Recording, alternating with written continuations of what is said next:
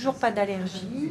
Alors, est-ce que vous êtes bien à jeun? Vous n'avez pas bu, pas mangé, pas fumé depuis hier? Vous aviez vu l'anesthésiste? Il est 7 h du matin. Alexandre Tasta vient se faire retirer une plaque de métal et des vis qui lui ont été posées il y a quelques semaines après une fracture de la jambe. Non. Alors, non. Bon. Eh bien, vous allez pouvoir rentrer dans le secteur de soins, on va s'occuper de vous. Voilà. Comme en chirurgie classique, le patient rencontre le chirurgien et l'anesthésiste quelques jours avant. En ambulatoire, une autre visite est programmée, celle à l'équipe infirmière, afin de préparer le jour J et de donner les consignes importantes.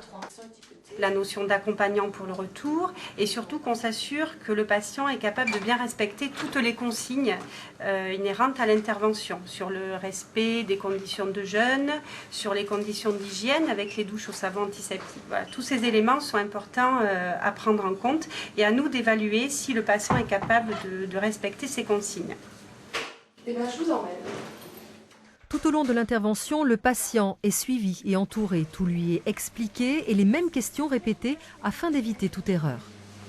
Vous pouvez nous rappeler de quoi on vous opère?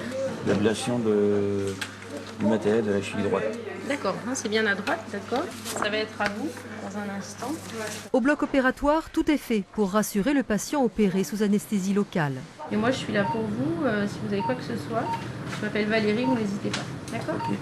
Ici, on propose plusieurs techniques en plus de l'analgésie qui est proposée. On propose de la musique, on propose de l'hypnose, si on veut. On propose, des fois, moi je fais des massages du cuir chevelu, si les patients ont envie, pour vraiment les détendre. Ici, on prend vraiment le patient dans sa globalité. On essaie vraiment qu'ils oublient qu'il soit là. Alors, on essaye. Ici, plus de 8000 opérations s'effectuent chaque année en ambulatoire, une progression de 17,5% en 3 ans. Vous avez mal?